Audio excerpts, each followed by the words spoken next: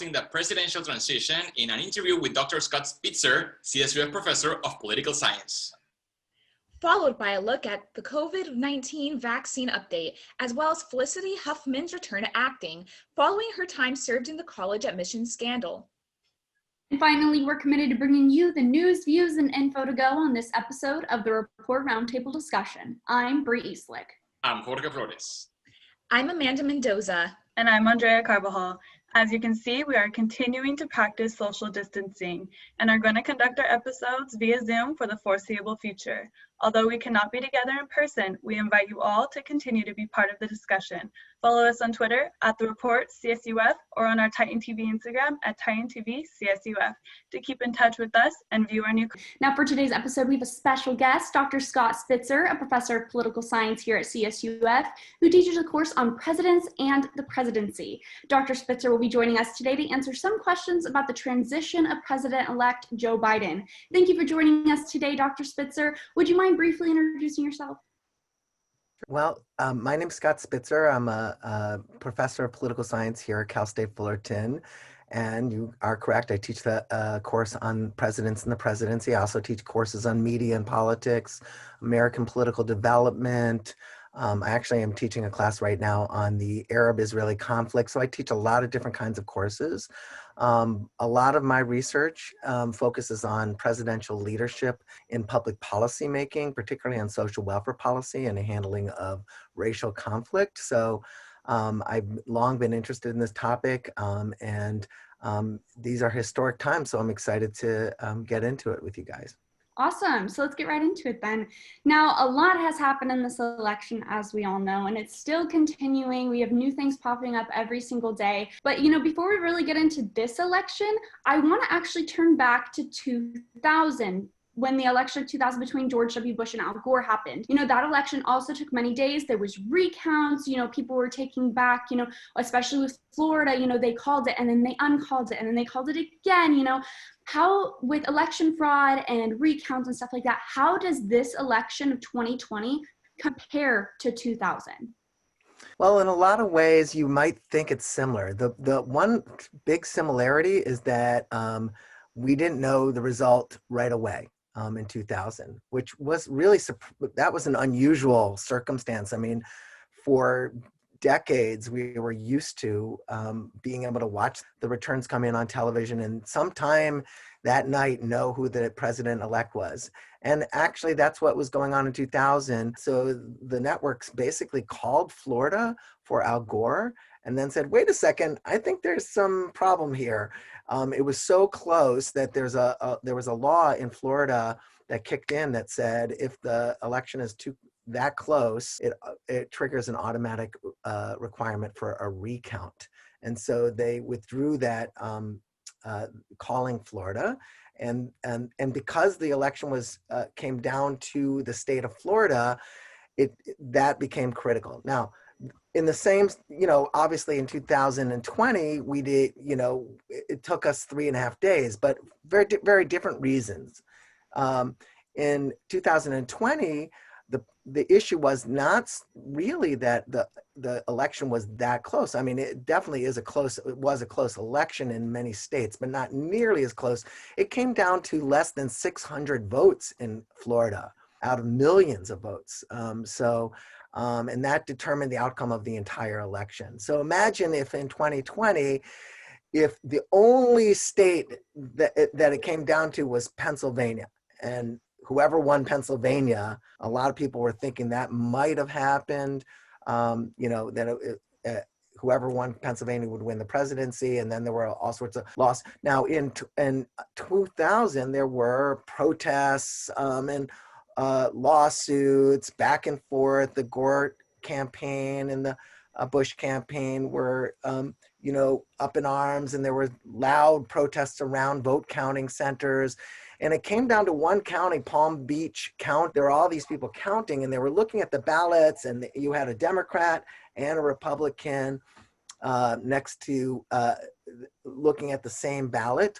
And they were trying to decide whether it had been what the actual vote intention of the voter was. And if there was a little piece of paper hanging, they called those chads.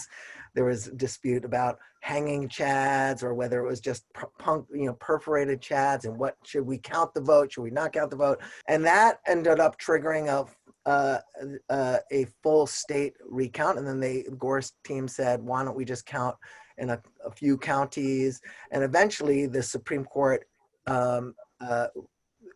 ruled that the count had to stop because in the Bush versus Gore decision that year. I'm not going to get into the whole details about that decision. So that was quite different than what happened this time. The real issue was, we're in the midst of a pandemic, and millions and millions and millions of people, for the very first time, right? We've had voting by paper here in California for a long time. Close to 50% of our voters have done that on a regular basis. But the rest of the country isn't so accustomed to that. And huge numbers of people were voting by mail. And and a number of the swing states, those states that were really critical, we passed laws prior to this election that said their state would not begin counting those paper ballots until the day of the election. So state like Pennsylvania and Wisconsin, right? So in Michigan, we could not start counting those ballots until the day of, and it took a long time to count all those ballots. And yeah, it was fairly close, 10,000 votes this way or that way, and out of many millions. But ultimately, it was pretty clear who the victor was. That is so true, Dr. Spitzer. And I'm very interested, you just mentioned it. These were like controversial elections, just like the ones in 2000, but also the candidates, they are very polarized.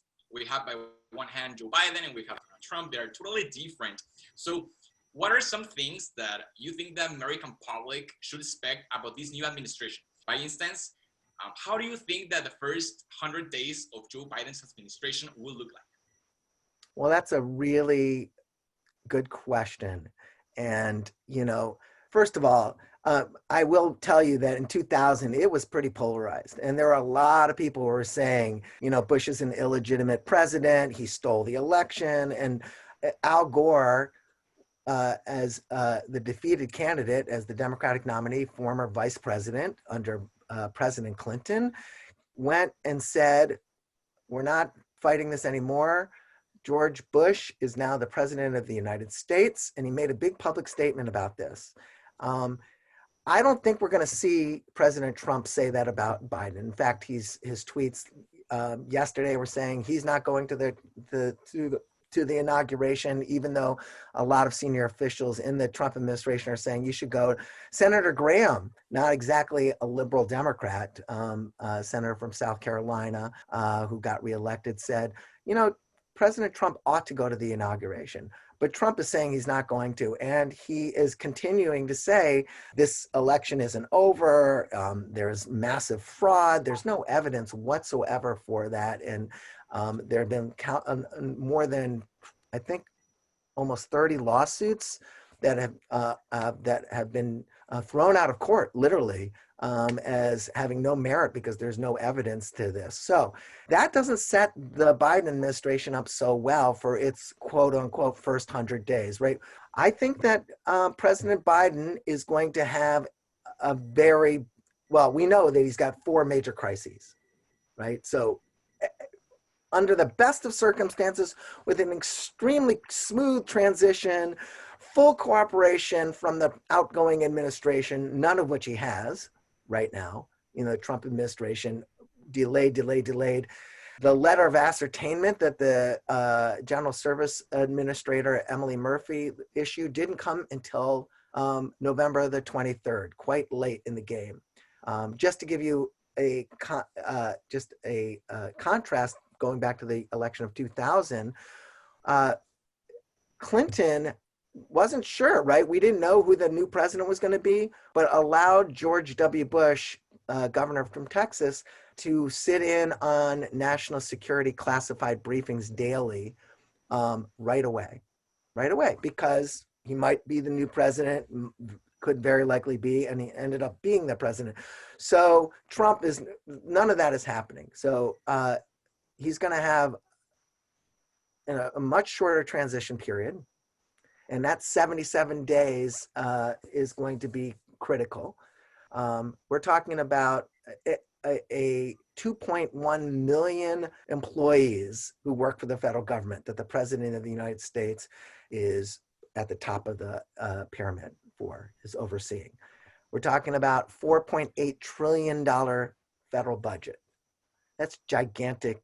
And he's got, so just to give you a sense of what happened in the last transition, the Obama, 300 and I think it was 29 transition agents went in to all of the different agencies for Obama working with the Trump team to actually communicate and talk to them about what's happening in those agencies and what are the big decisions ahead, what are the decisions that are going to be implemented already to prepare them. So Biden's going to have a much shorter time period to get off the ground and running. Secondly, it looks like, although we have a election coming up in Georgia, which will decide the fate of the Senate, the Democrats have a big uphill climb if they're going to win majority control of the Senate.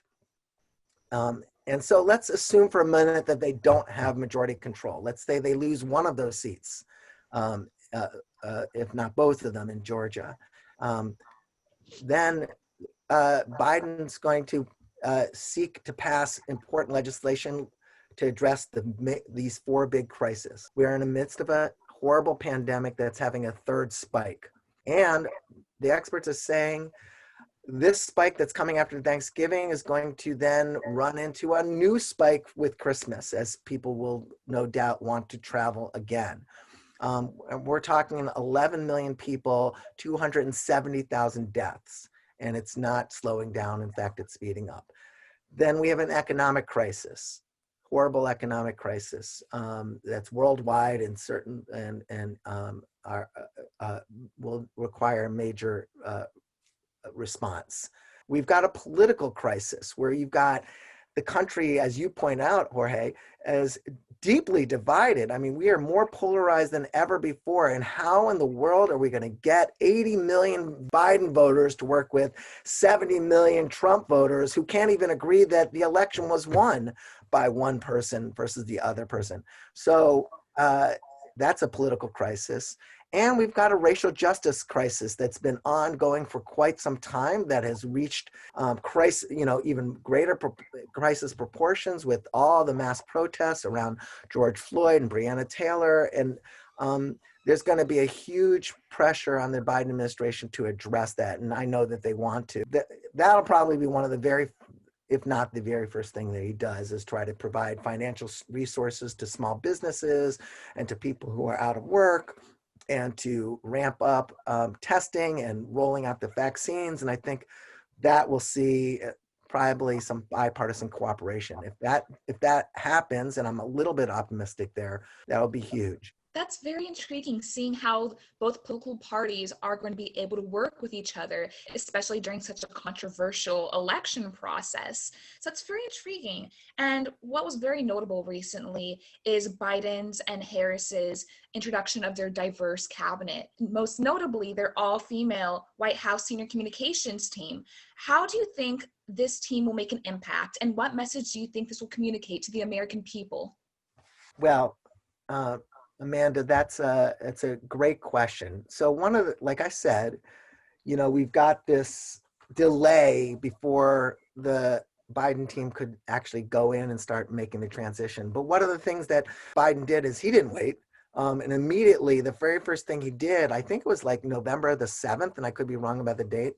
No, November the 7th was the day we knew who won the election. That was the day that the AP and all the 3.5 days into the counting. At least the networks were calling it. And then I think the very next day he appointed a COVID response team, right, run by scientists and experienced people who really know how to respond to a pandemic. So you've got this plan. You've got, like you point out, Amanda, you've got a diverse team, particularly in the office, in terms of his communications team, all women, right? Now, lest you think that this is just about diversity, I mean, these are really experienced people. This is Jen Psaki, who was she's going to be his press secretary. She already was the director for the Office of Communication, White House Communications for President Obama. You've got Kate Bedingfield, who was the vice president's director for communications when he was vice president. And now she'll be the White House communication director. So you've got very experienced people, and of the 7 women who are going to be the most senior people running this, 4 of them are women of color. So they're experienced and they're diverse. And I think that diversity is really going to help them understand how to communicate to a diverse country. So it's really important that our leadership starts to understand that and brings those perspectives into the highest levels. The other piece of this that I think is really important is that he's got, like I said, the communications team's experienced. Our national security advisor, a young guy, Jake Sullivan, everybody says is brilliant, just super brilliant, was already chief counsel to Senator Klobuchar, worked as the deputy head of policy planning under Secretary of State Hillary Clinton. Our new Secretary of State, Anthony Blinken, was the Deputy Secretary of State under Obama. So these are people who know their way around the White House, know their way around the agency that they're going to be in. And that's just a few of these people. And I haven't mentioned all the other folks that he does. So it's an experienced group who understands how to hit the ground running. And even though they'll have a shorter runway to get off the ground with, I think that will really help move them into experience and into a good response. Thank you so much for that insight. I'm glad we have experienced cabinet members under Biden. So looking more specifically at California, who do you think Gavin Newsom will choose to replace Senator Harris? Are there any precedents to how this may be decided, and what's the law that governs how it's conducted? So the Constitution says that the governor gets to appoint with a vacancy. The sitting governor can fill that vacancy unless it's like really close to the election time, which it's not, obviously. And so, so Newsom's in a pickle because the Democratic Party is not one Democratic Party. We're a gigantic state. We're the largest state in the country population-wise. And the Democratic Party, as you probably are aware of, has splits between its progressive wing.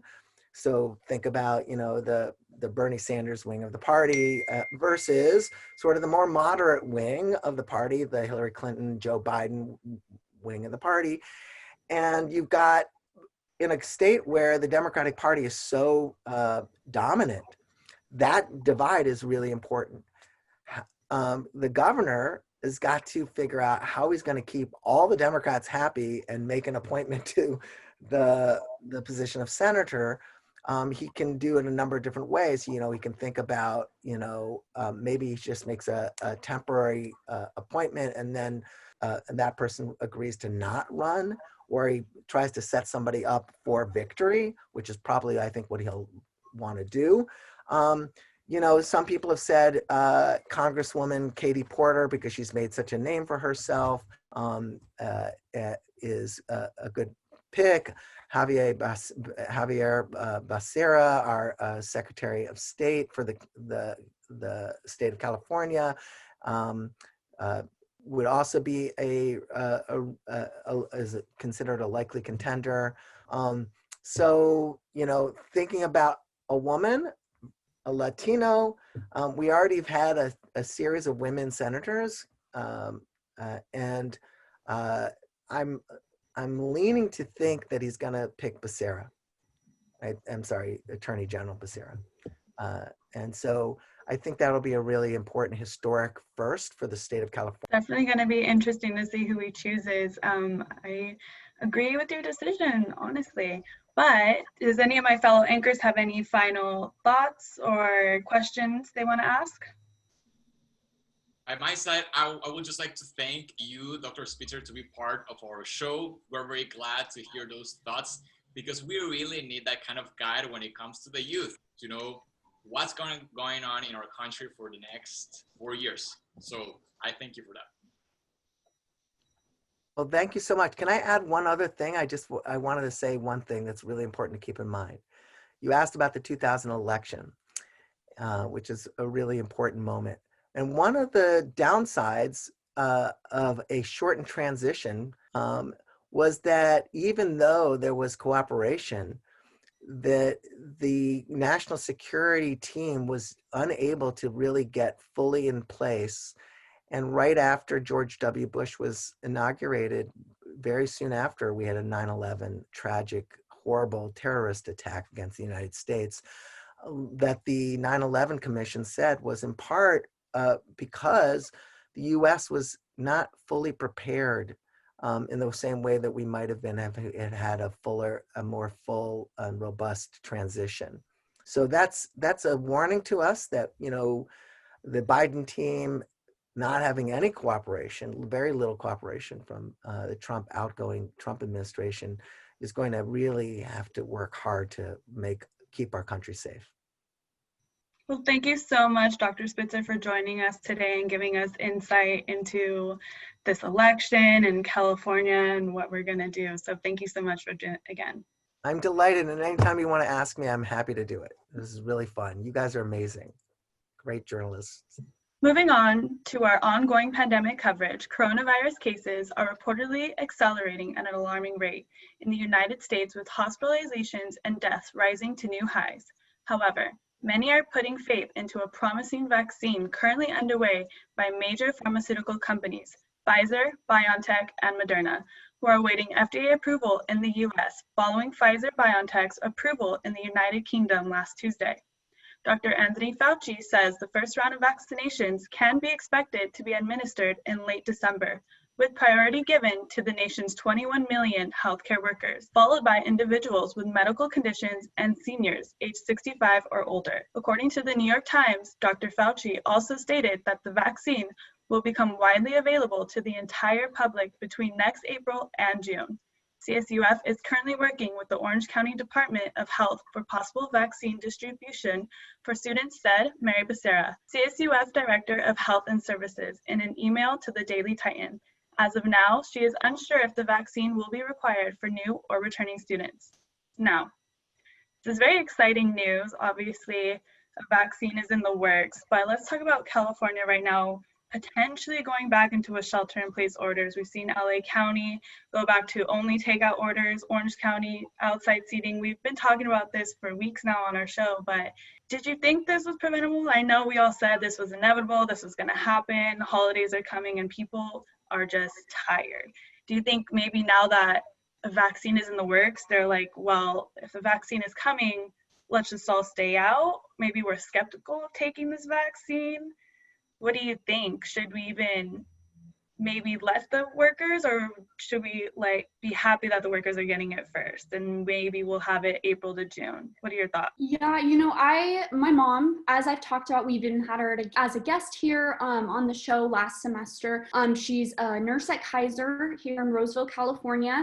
And you know what? She's skeptical. She's very skeptical of this vaccine. You know, it is very particular. And as I've said before on this show, usually vaccines, they take years and years to make. And this one is made in months, you know what I mean? So she's skeptical of it. And if she's gonna have to be required, she's obviously going to take it if she's required to take it, but she is very skeptical about how well it actually will work. I mean, NPR states that the Pfizer vaccine has to be stored in, quote, -70 degrees Celsius, which is colder than winter in Antarctica. Moderna has said that its vaccine needs to be frozen too, but only at -20 Celsius, more like a regular freezer, end quote. Now, I'm very curious to see how other frontline workers think about this. I do think that they should, like Dr. Fauci is saying, they need to be the first ones to get this vaccine, but I'm wondering how they're going to react to when they're going to have to take it. So I'm very curious to see when these actually do come out and they're given the vaccine. I think the 65-year-old seniors as well as the frontline workers should get the vaccine first, but I do wonder how they're going to react to it. I agree, Bree. To be honest, it does concern me that we will probably have to take the vaccine, even considering that we still know so little about the virus. And as much as I do hope that the elderly and people who are working in hospitals get the vaccine first when we can ensure that it's safe, it still concerns me. What was interesting, though, is that according to CNN's chief medical correspondent, Dr. Sanjay Gupta, the vaccine should make you immune for a longer amount of time than temporary immunity provided after one contracts COVID. So I think we're going to have to wait to see how well this vaccine works and how much immunity it will give us whenever we do receive it. What do you think, Jorge? Totally, Amanda, and I completely agree with you guys. And you know that I'm always looking into the political side of things. And if we return back to these lockdowns, I doubt so much that we're gonna go back into those lockdowns that in the beginning, maybe Gavin Newsom said as governor of California. I doubt it. Why? Because we know, of course, that the holidays are coming up. And with this vaccine also coming up for January or February, for most of the Americans in our country, I doubt that we're gonna go back to lockdown. What I really believe in is that the Republicans and conservatives, at least in our state, they're pushing and they're making pressure to the governor not to go to lockdown. Because what happens to the businesses? And we can't go again into this situation because most of the businesses, they're gonna run out. So that's why I don't think there's gonna be a lockdown. I prefer, of course, just for time to pass by and to get this vaccine as soon as possible. Because the health of the people, but also the economy, are depending in our politicians. Moving on to our next story, after serving a short federal prison sentence 1 year ago for her involvement in the college admissions scandal, actress Felicity Huffman is finally making her return to acting. Huffman will reportedly star in an upcoming baseball comedy on ABC alongside Zach Gottsagen, best known for his role in The Peanut Butter Falcon. The two will play mother and son in a series inspired by the real life of Susan Savage, the owner of the AAA baseball team, the Sacramento River Cats. Huffman's character inherits her husband's minor league baseball team after his passing and is forced to pick up the pieces with the help of her family and the Sacramento community. This marks the first role for Huffman after serving 11 days of her 2-week prison sentence in Dublin, California last year. And moving on to our final story, it was recently reported that the Disability Support Services at Cal State Fullerton has been receiving the lowest funding from student fees, according to the Daily Titan. While the athletics department receives the largest sum of funds at 30%, the DSS Center has only been allocated 0.8%. Reportedly, the DSS service, student leaders, and students who use disability support services say this isn't enough funding for their needs. As a result of the lack of funding, some have even dropped out of the program, with one student even raising concerns about the Pollack Library's limited computer resources. They mentioned that there were only 6 computers allocated for over 1,800 DSS students. However, after this information has come to light, advocates of the program are hoping things will change in 2021, since the funds will be available once again, as CSUF student body will have the opportunity to decide whether the funds will be allocated via a survey. With all this in mind, stay strong, Titans, and raise your voice to be heard. And with that, that's all the time we have today on the Report Roundtable Discussion. Have a safe weekend, everyone, and stay tuned for more news, views, and info. I'm Amanda Mendoza. I'm Andrea Carvajal. I'm Bree Eastlick. And I'm Jorge Flores. As always, stay fresh, Fullerton.